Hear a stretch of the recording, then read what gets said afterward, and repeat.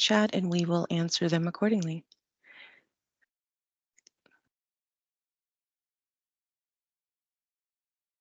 Okay.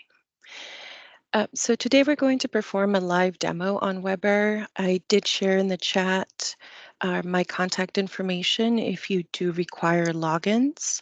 It is at vanessa.calderon@fairfaxcounty.gov. And then I also shared a PowerPoint. If you join the call afterwards, I can reshare it as you might not see it there now. Just put it in the chat if you need it. All right, so we'll go ahead and get started. We are going to demo it live today. So as you can see, we have this website here, which is the website for WebR. And I'm just gonna put it here on the chat as well so you can access it. We recommend that you have it bookmarked on your system. See a couple of people more joining. As mentioned, this training will be recorded and will be available sometime in July. Questions can be entered into the chat throughout the training, and we will share any training materials as needed. Okay, so WebR is a web-based reporting and invoice system that allows users to submit program, invoice, and financial information to the county. A reporting schedule will be provided outlining the reports and their due dates for programs. To begin, program staff will enter the website as shown on the screen and enter their individual username and password. We're going to use a sample today, so just log in as such. Now, if you are a new organization, you will not have access until after July 1st, as contracts will be entered into the system for it. But do send us an email and let us know who will need access with a name and email address for each individual that will be providing reports in WebR.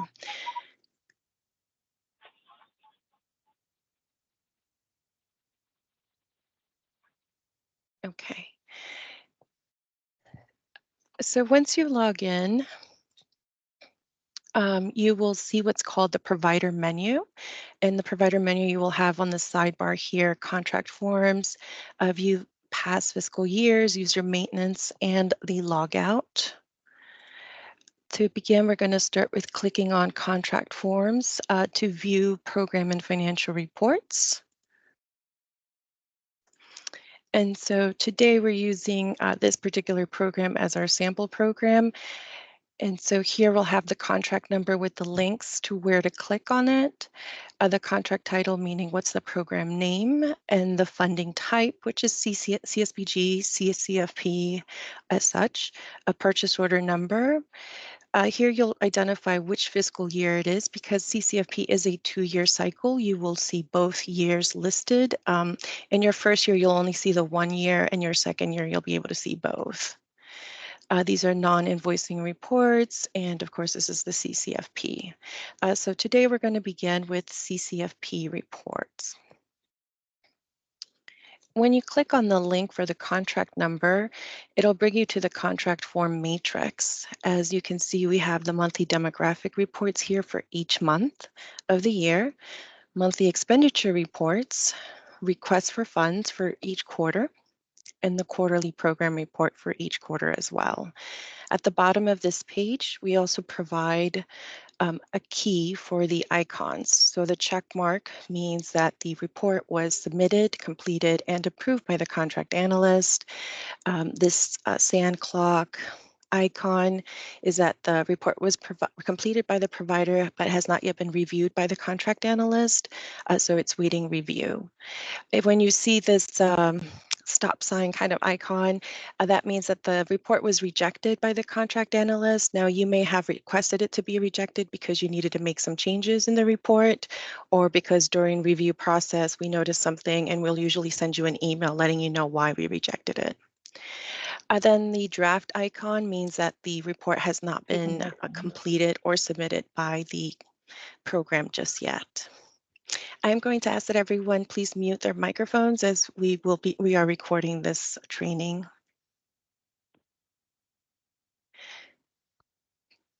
Thank you, Mickey. I will re-upload the information. When you see an X icon, that means that reports have not been started yet. So it's indicating that it's just waiting to be entered, such as this June one here, as you can see, has not been opened yet. So I do see some people still logging in. We'll give it a minute.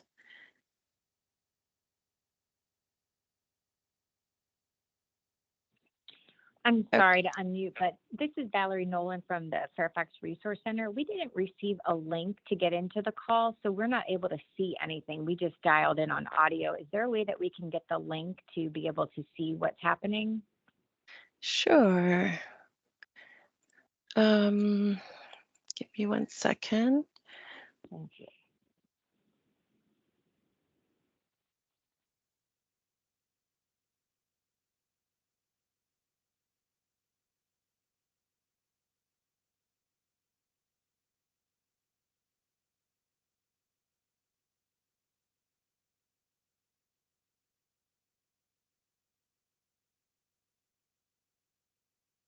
Okay, Valerie, that information was emailed to you. Thank you. Okay, so moving on, we're going to start with demographic reports, and I'm going to open one that has not been completed yet to demonstrate how the report is entered. So for the first section, we're going to start off with general household and client information. We have line A and line B. Line A is the number of unduplicated households and clients served this month. Please keep in mind that it's for the month, meaning they could have been served in prior months, but you can count them again if they were served in that month. Meaning if they came in May, they would have been counted in May, and then they came back in June, you could count them again in line A. This is the only line that allows you to count the clients multiple times. The remaining of this report should be unduplicated, meaning first time in the fiscal year, as it says here on line B, number of households and clients served for the first time in the fiscal year. This means that if the client, when they first were intake was performed for them, that's when you would count them. So if the intake occurred in March, they would only be counted here once in the entire fiscal year. Okay, and so here you'd enter the household data and the client number. So for instance, a household may be one, and there might be 4 clients as part of that one household.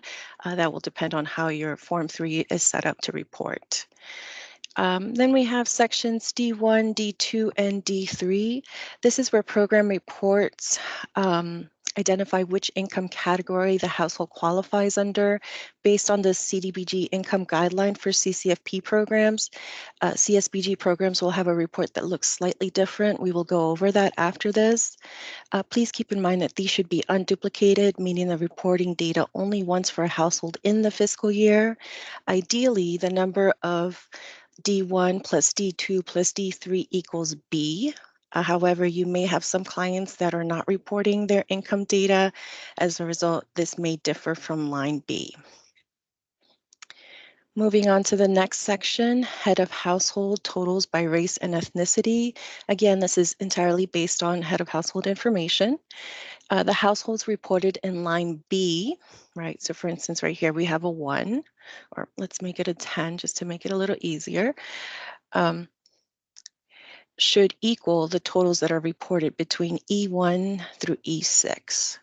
If you do not know what the race and ethnicity is of a household, there is a number line here, line E6, that says other and not reported, so that you may enter it there if it just wasn't identified. We ask that you have your clients self-identify their race and ethnicity and do not attempt to guess. Okay. Moving on to the next section, other data by households. Again, this is all household data. So if, for instance, you have a household that is female-headed household, you will count them here as 1. And then if they are familial status, so for instance, out of the 10, 4 households are families with children under 18. That's where you would count them on line H. Disabled, that's the number of households with persons having a physical or mental impairment that substantially limits one or more major life activities, assuming you have one, for instance, out of the 10 households you served. Elderly, number of households with persons age 55 and older. A number of households with unemployed persons. This does not include dependents in high school or below. So I'm going to mark that as 0 just for demonstration. And any 10 of households that you may have that are enrolled. So again, maybe 5 out of this. This does not have to equate to anything. This is just based on the 10 households that are new in line B. So again, the remaining of this report is just going to be based on the number of households reported in line B. So here, for instance, I'm going to put 2, 0, 1, 0, 0, 2, 0, 5, and then the rest is 0, 0, 0. So you must have a number in each box, otherwise the software will give you a rejection. This number must equal the B, line B, because it will give you a rejection otherwise. And that's pretty simple. So any questions about this particular report before I move on? You can also put your hand up if you do. Hey, Vanessa. Yes. Arlene Borschwitz, NVMS. I just wondered, in this reporting mechanism, it's easy to remember where I'm writing down notes with you providing the training. I wondered if the form itself could include it within it some kind of a basic instruction just to remind us because sometimes we make mistakes in terms of like, how do we count this now again? I just wonder if it's possible to create simple instructions within the form itself, like this is how you do it, blah, blah, blah, blah. Like, for example, you mentioned something about B should be equal to A to 6. That's a nice, trade secret or a nice reminder. Anyway, just a thought. Sure. We do have manuals that we do share, and we can also send those out as well. Again, Okay.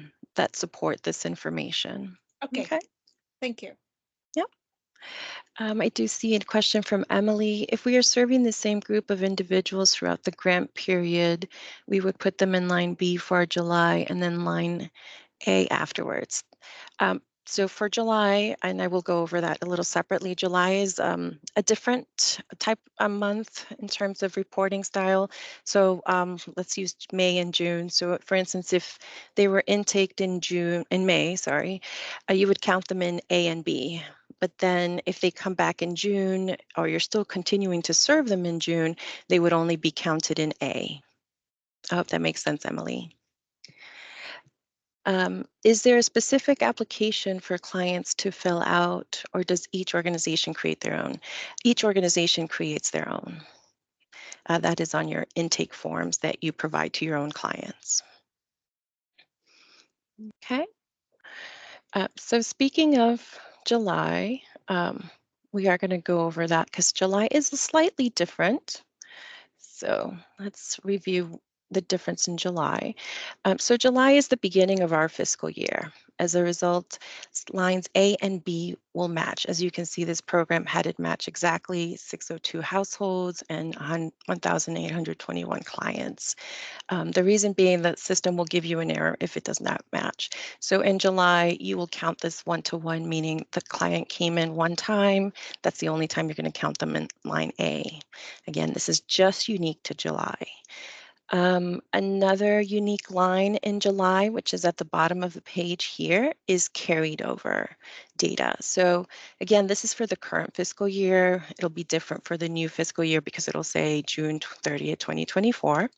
But for instance, if you are a program that is continuing from the prior year and you're just continuing the same service, and the clients that you were seeing in June are continuing into the new fiscal year, July, this is where you would report the households and the number of clients. Any questions about those two items in July? Give it a minute.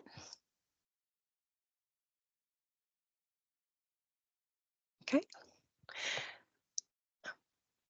If we report people in L, would they also be in A? Yes, they will also be in A. So what this is just telling us, for instance, if you had 500 here and 100 were returning clients, we're just identifying that. That's all that is. Okay. All right. So now I'm going to demonstrate the difference with the CSBG demographic report real quick. So the only difference with the CSBG is that you are using the CSBG poverty guideline.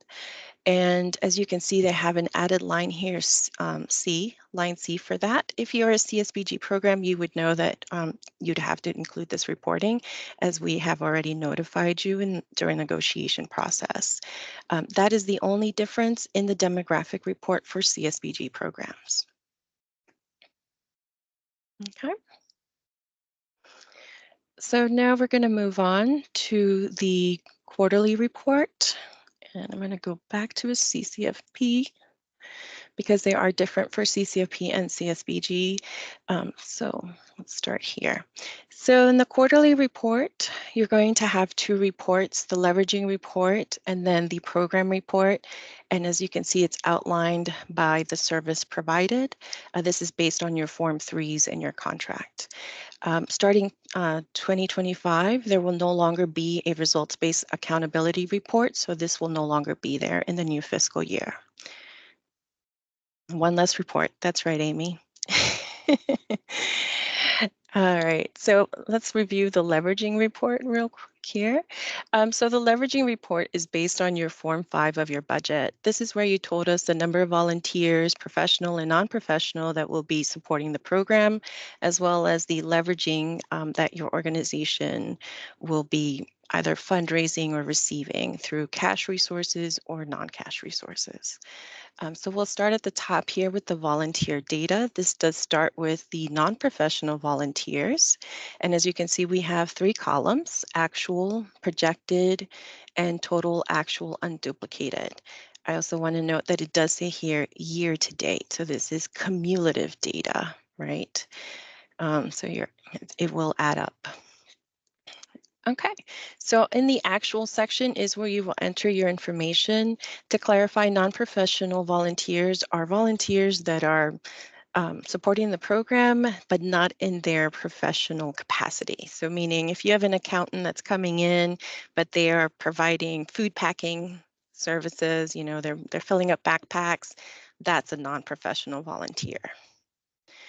Okay, the difference with professional volunteers is that they are working in their professional capacity. So the accountant is coming in and providing your organization accounting services that are being donated at his time. That would be a professional volunteer. Okay. So from the first line here, total non-professional volunteers, you would enter for fourth quarter. Now, reminder, this is a quarter number, right? So let's say the program had 100. And then total new non-professional in this quarter, meaning the 100 are people who may have been registered before, but out of those 100, only 50 of them are actually brand new if they've never attended before. And then the number of hours that they provided. So let's say they provided 1,000 hours. This will all automatically calculate and add up. This will tell you what was projected. So this program didn't have any projection rates.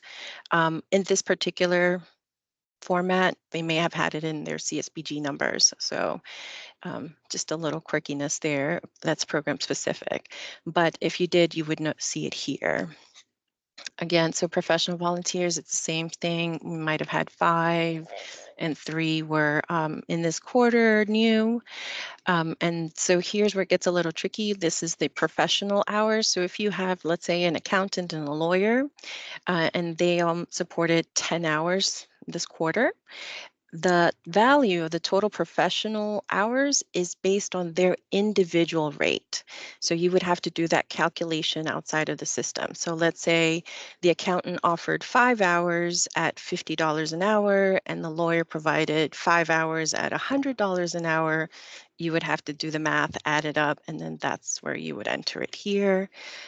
So just so you know, this is entirely based on the value of the professional's hours.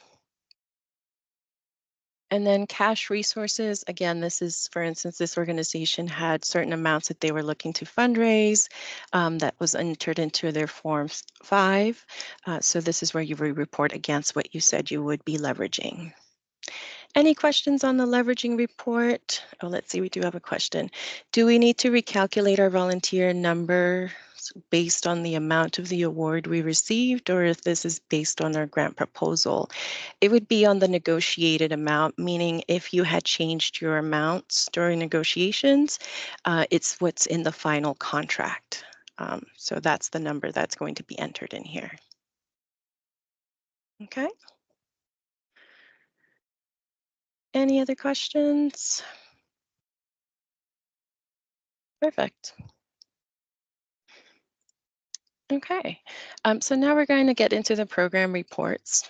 And as mentioned, we have four, for instance, outcome sheets. This program had 4 outcome sheets with 4 different services provided. So we're just going to click on the first one here. The system likes to push me out if I wait too long. So let's go back. Okay, here we go. So here, this is the service or activity. Clients can pick up emergency food up to 8 times a year. Here's where the outcome for this particular service is, which is 85% of persons have healthier food options.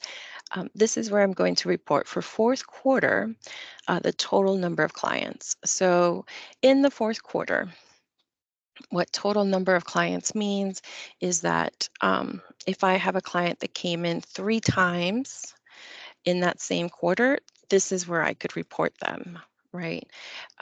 New CCFP clients has to be new in the entire fiscal year, meaning they have never been served in the entire year until the fourth quarter.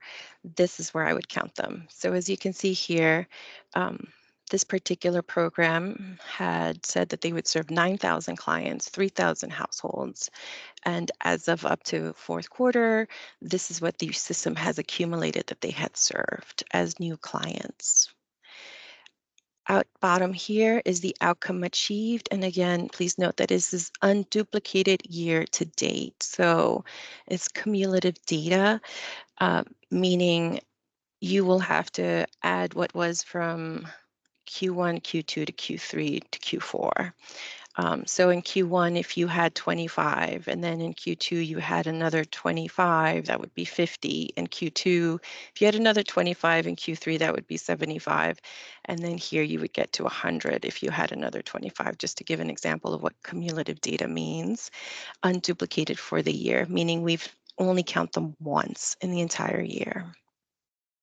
You do have a box here to enter optional notes that you want us to know. So for instance, you're in Q2 and you're doing a health conference, right?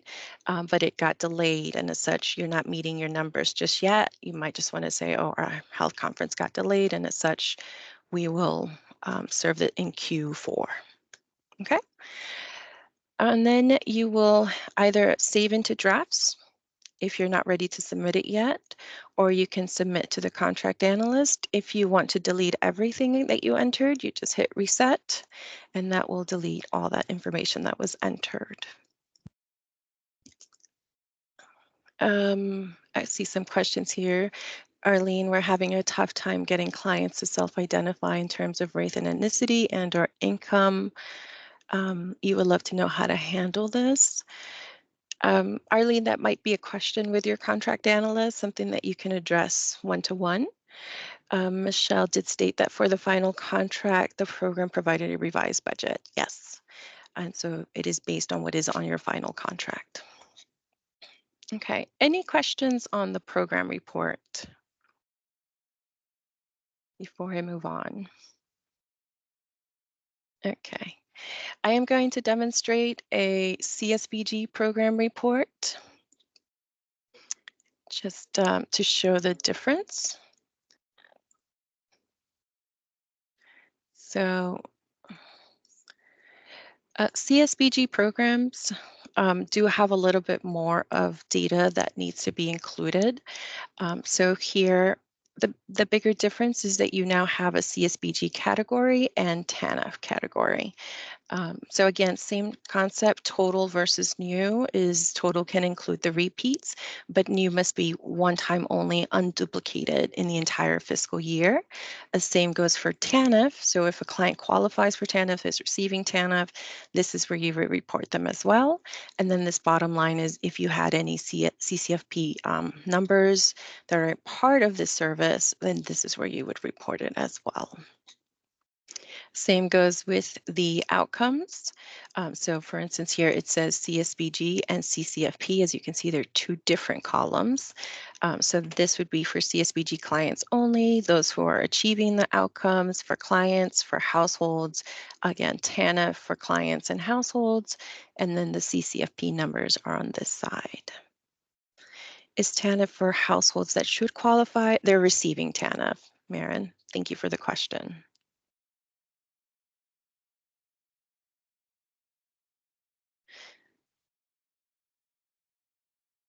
Okay, any other questions about the CSBG program report?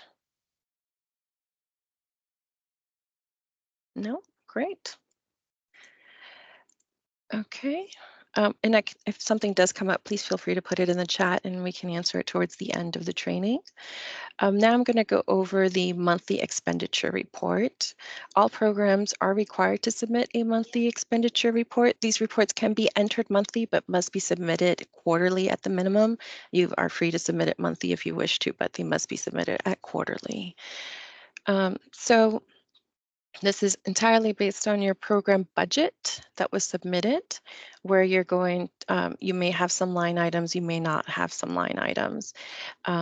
And basically, you're just going to submit your monthly amounts based on what was expended for instance, in the month of June. The system will automatically do a cumulative from month to month and will let you know what's the remaining balance for each month. Okay. This is reviewed and approved by the contract analyst. If you are a CSBG program, you will have required language that must be included, as you can see here. We will provide that language to you. If not, it's okay. You don't need to enter anything otherwise if you're just a CCFP program, or not just, but if you're a CCFP program. Any questions about the expenditure report? There's nothing new there from prior years. Oh, yes. Okay, so when I'll ask the question, if you do not start utilizing funds until September 1st, do we need to report for July and August as we won't have any clients? Yes, you would include a note that your program begins in September 1st and you would enter zeros for the months prior. A report must be submitted. Okay. And then lastly on this slide here, I'm actually going to go back to CCFP. Is a request for funds. So request for funds is where you're requesting your amount to be paid to you. This is in terms your invoice that you use to request the amount for your quarterly amount. If you are a CCFB program, if you are a CSBG program, this is done on a monthly basis. So that is important. If you are a CCFP program, please select quarterly. Requested is quarterly. And then how you determine how much to request quarterly will either be in the purchase order that you receive, but the math is basically your total amount that's provided to you divided by 4, right? So each quarter you're just requesting 1/4 of the total amount. You can request this as soon as July 15th. It's likely when you'll get access to it. So as sooner you submit it, the sooner you do receive your funds. If you are a CSBG program, you will have to submit it monthly, and This is going to be a request. Well, let me pick another one. This is going to be a request based on reimbursement. So you do have to submit supporting documents for what you are requesting. Information for that was provided during your negotiation call, but if you have any questions, please feel free to contact your contract analyst and we'll be happy to guide you through that process. This CSBG is reimbursable amounts, meaning you cannot request advance payments as you do for CCFP. Okay, any questions about request for funds? Great. So just to show you a couple of the other features here in WebR, we have the view past fiscal years. So if your program is around before and let's say fiscal year 2022, and you wanted to look at an expenditure report, you can view your prior data there. And you do have options for all 4 different types of reports, user maintenance, and then your logout button. Any questions? Feel free to raise your hand if you wish as well. Is there any orientation for programs that are brand new to the CCFP? Manal, an orientation was provided last week. If you want to send us an email, we can try to get you, or if you can put your email in the chat, we can get you the information. Can you share the manual earlier, the link to the document? Yes. We will go ahead and email that. Might be easier than by chat. So we'll email that to providers. Just keep in mind that the person who's going to receive it will be the person who's on our contact list. So if you haven't gotten it, please ask your either whoever's listed on the contract POC. Okay. Any other questions?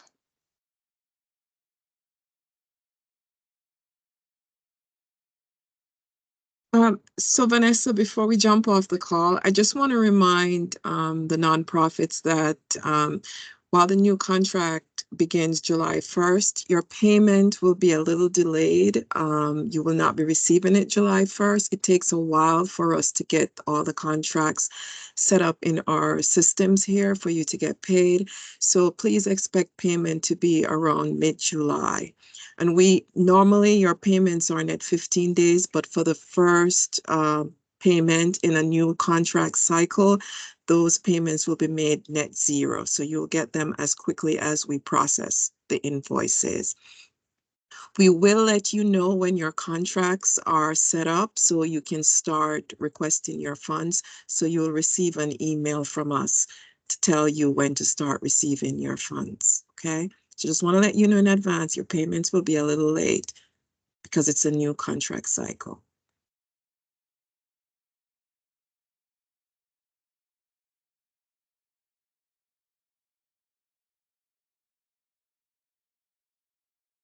Thank you, Laura. Noted.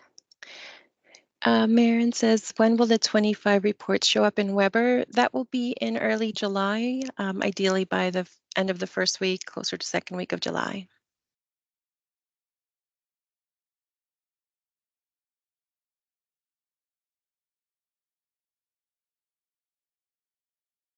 Any other questions?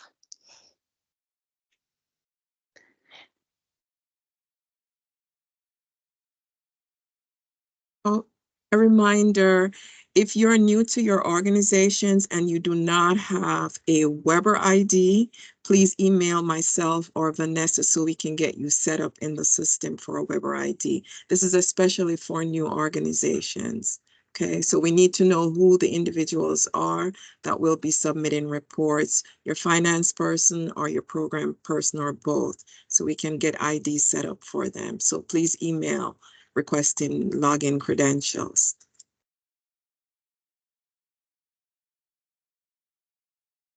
Great.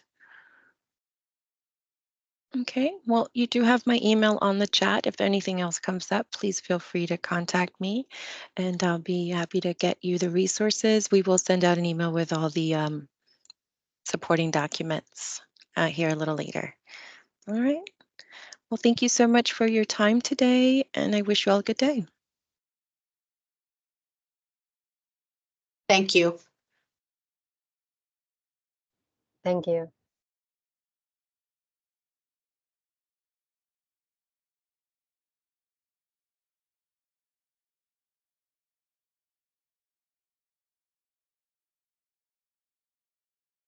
Have a great day.